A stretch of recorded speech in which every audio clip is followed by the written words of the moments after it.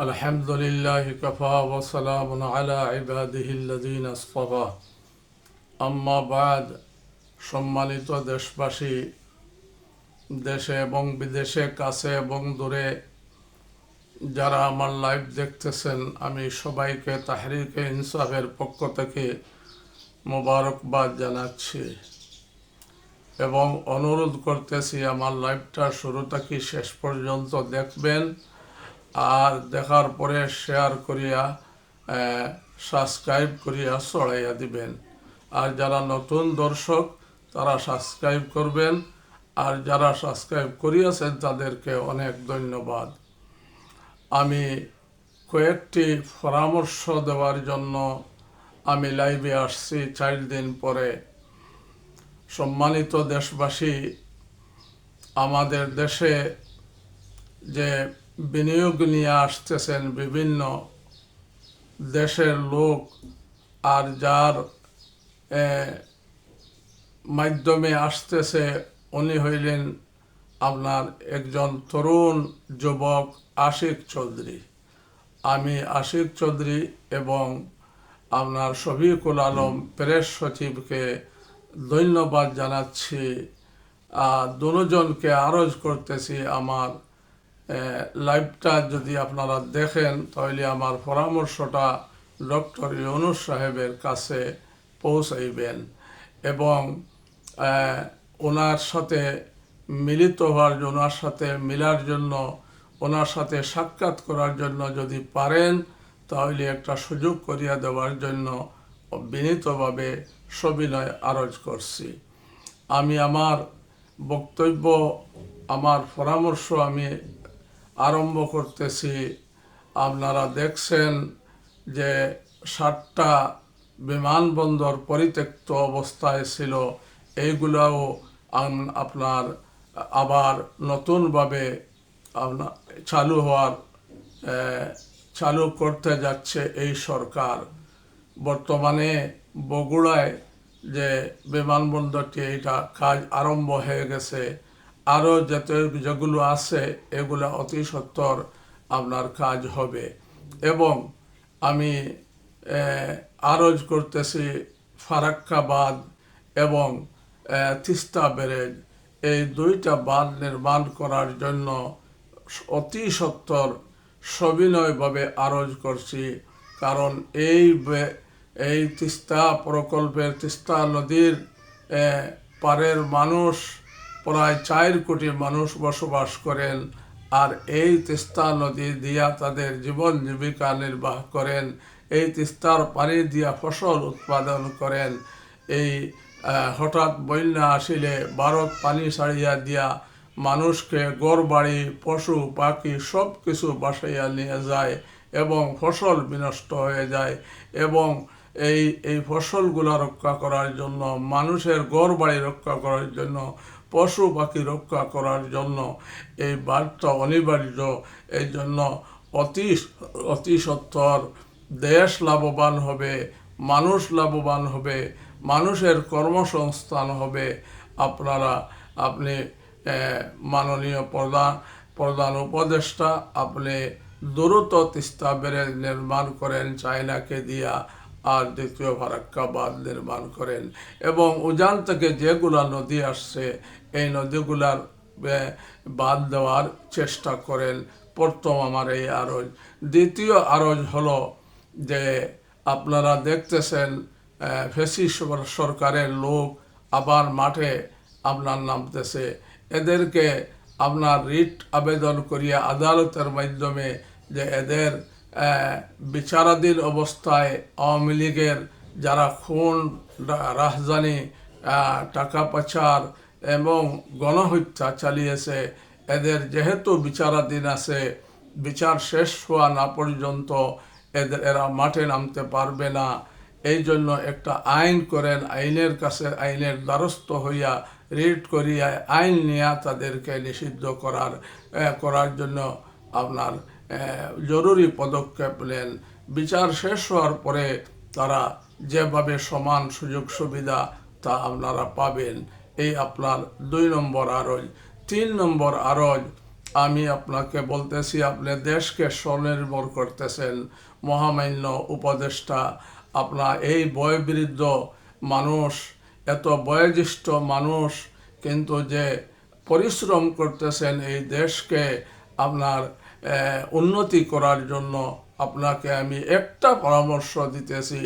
এই পরামর্শটা যদি আপনার কানে যায়, তে বাস্তবায়ন করার চেষ্টা করবেন। আমাদের দেশে আপনি দেশ স্বনির্ভর করতেছেন, কিন্তু দেশের ভিতরে যে স্বনির্ভর করার যে পদক্ষেপ, এইটা আপনি নিতেছেন না।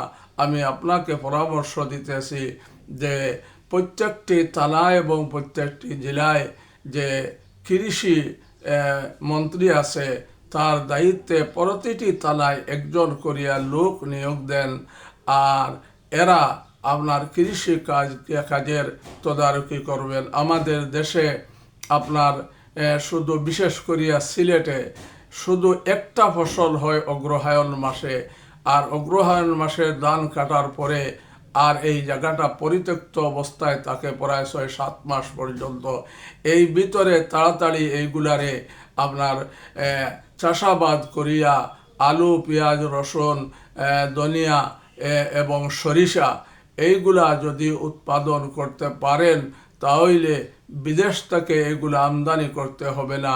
আপনি এইগুলা আপনার করার জন্য আপনি প্রত্যেক থানায় একজন কৃষি নিয়োগ দেন, আপনার কৃষি কাজের জন্য নিয়োগ দেন। আমাদের দেশে যে চেয়ারম্যান মেম্বাররা আছে, এরা শুধু বিচার নিয়া, এই বিচারাধীন নিয়া বা বিভিন্ন ঝামেলা নিয়া থাকেন, আর কোনো কাজ নাই। এদেরকে যিনি দায়িত্ব নেবেন, এদেরকে নিয়ে বসিয়া প্রত্যেকটি জায়গায়, প্রত্যেকটি অঞ্চলে কোন জায়গা খালি রয়ে গেছে, এগুলা এদের মাধ্যমে তদারকি করিয়া এই খালি জায়গাগুলা আপনার চাষাবাদ করিয়া এই দেশকে উন্নতি করার জন্য চেষ্টা করবেন। আলু, পেঁয়াজ, রসুন, আদা এবং এগুলা 2-3 মাসের ভিতরে উঠিয়া যায়। যে এই যে সময়টুকু আপনার বাঁচে, যদি আপনি এই কাজটা করেন, তাহলে এই জিনিসগুলা এই দেশের মধ্যে উৎপাদন হবে, এইগুলা আমদানি করতে হবে না।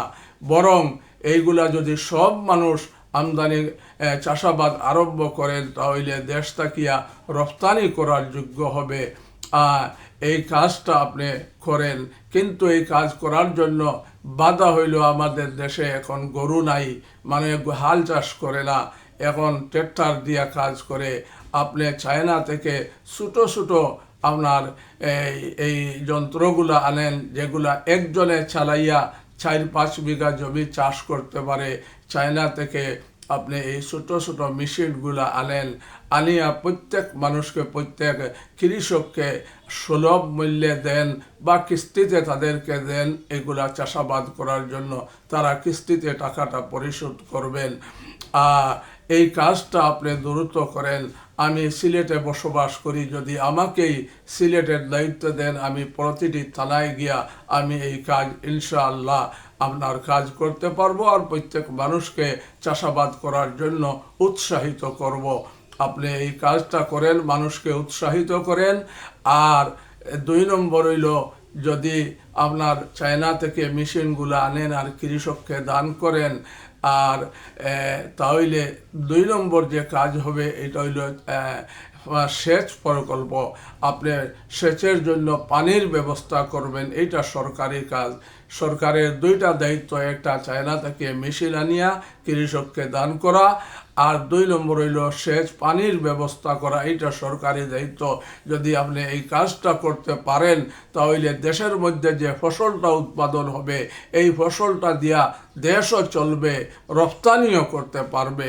এই আপনার খেদমত আপনি এই কাজটা দ্রুত আপনার সবাইকে জানাইয়া দেন। আর 3 নম্বর যে কাজ, দেশবাসীকে আমি জানাইতেছি, আপনারা প্রত্যেকের ঘরে ঘরে কমাস কম 10টা মুরগ পালন করেন, ডিমও পাবেন, আপনার মাংসও পাবেন, বাচ্চাও উৎপাদন করতে পারবেন। আপনার পুষ্টি চাহিদা পূরণ করতে পারবেন এবং প্রত্যেক ঘরে ঘরে একটা গাই, একটা গাভী এবং গরু পালন করার আপনারা উদ্যোগ নেন, যে এতে কোনো লস নাই, ইনশাল্লাহ লাভই থাকবে। একটা গরু 2-4-5টা গরু যদি একজনে আপনার পালন করে, তাহলে আপনার কোরবানির ঈদে বিক্রি করলে একটা 10,000 5,000 করিয়া লাভ পাবেন। এই গরু পালনটা এবং মুরগি পালন করার এইটার জন্য আমি সবাইকে দেশবাসীর কাছে আবদার জানাইতেছি, আপনারাও উদ্যোগী হন তাহলে। এবং আরেকটা জিনিস, মাছ চাষ। আমাদের গ্রামের বাড়িতে, প্রত্যেক বাড়িতে পুকুর আছে, কিন্তু কোনো মাছ চাষ করেন না। আপনারা মেহরবানি করিয়া প্রত্যেকটা পুকুরে আপনার প্রতি বছর মাছ চাষ করেন এবং তাদেরকে খাদ্য দেন, তখন তারা আপনার মাছগুলা বড় হবে, আপনাদের পুষ্টি চাহিদা পূরণ হবে। মাছ চাষ করেন, গরু পালন করেন এবং মুরগি পালন করেন। প্রত্যেক ঘরে ঘরে কমাস কম 10টা করিয়া মুরগ পালন করেন। আপনাকে এই আবদার আমি জানাইতেছি, আর সরকারকে আমি জানাইতেছি, আপনারা যে লোক প্রতি থানায় নিয়োগ দিবেন, এদেরকে এই দায়িত্বটাও পালন করার জন্য আপনার নির্দেশ দিবেন। যদি এইরকম হয়, আপনি এই কাজটা করতে পারেন, তাহলে দেশ স্বনির্ভর হবে। আপনি তো দেশে বিদেশে তাকিয়া বড় বড় কোম্পানির কাজ করতেছেন, এটা আপনার জন্য ধন্যবাদ। এই যে রোহিঙ্গা প্রত্যাবর্তন করতেছেন, এইটাও আপনার জন্য সুসংবাদ, আপনার জন্য ধন্যবাদ। আপনি এই বয়সে, এই বৃদ্ধ বয়সে এই কাজ করতেছেন, এই জন্য আপনাকে আমি তাহরিকে ইনসাফের পক্ষ থেকে হাফিজ মৌলানা ওয়াহিদুজ্জামান কাসিমি সিলেট থেকে আপনাকে আন্তরিকভাবে মোবারকবাদ জানাচ্ছি।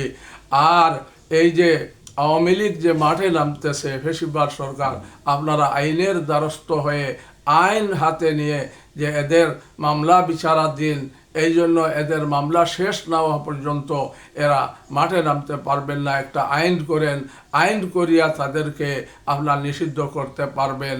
আর যদি আইন না করিয়া তারা বাইরে আর গ্রেফতার করেন, তাহলে মানবাধিকার সংস্থা আপনাদেরকে দোষারোপ করবে। এই জন্য আপনারা আইনের মাধ্যমে তাদেরকে বিরত রাখার জন্য, মাঠে না নামার জন্য এবং মিছিল মিলিপ না করার জন্য আপনি ব্যবস্থা করেন। দেশকে অস্থিতিশীল করার কার্যকলাপ এরা হাতে নিয়েছে। মে এবং জুনে এরা আপনার বড় আকারে মাঠে নামিয়া এই দেশকে, এই ইউনূস সরকারকে অকার্যকর করার চেষ্টা করবে। এই জন্য মাননীয় উপদেষ্টা, আপনি সেফ থাকেন। আপনি ইনশাআল্লাহ যদি এইগুলা কাজ আপনি সম্পন্ন করতে পারেন, তাহলে আপনি 5 বছর না 10 বছর আপনি ক্ষমতায় থাকতে পারবেন। আপনি ক্ষমতায় থাকার জন্য যে আইন বানানো প্রয়োজন, আপনি এই আইনগুলা বানাইয়া আইনের মাধ্যমে আপনার হাতে অথরিটি নেন, আর এই অথরিটি নিয়ে আপনি এই দেশকে শাসন করেন। আর যে উপদেষ্টা বৃন্দ আছে, তাদের সাথে পরামর্শ করেন, সংস্কার কাজগুলো তাড়াতাড়ি করেন, আন্তর্জাতিক আদালতকে ফাংশন করিয়া তাড়াতাড়ি বিচার ব্যবস্থা চালু করিয়া দেন, তাদেরকে বিচারের কাজটা সমাপ্ত করিয়া যদি সাজা হয় সাজা শোনাইয়া দেন, আর যদি ফাঁসির দণ্ড আসামি হয় তাদেরকে ফাঁসির কাস্টে ঝুলাইয়া দেন। দেখবেন দেশ শান্তি হয়ে যাবে। এই আবদার আপনার খেদমতে রাখিয়া আমি তাহরিকে ইনসাফের পক্ষ থেকে আবার ধন্যবাদ জানাইয়া আমার লাইভ শেষ করতেছি। খুদা হাফিজ। আসসালামু আলাইকুম ওয়া রাহমাতুল্লাহ।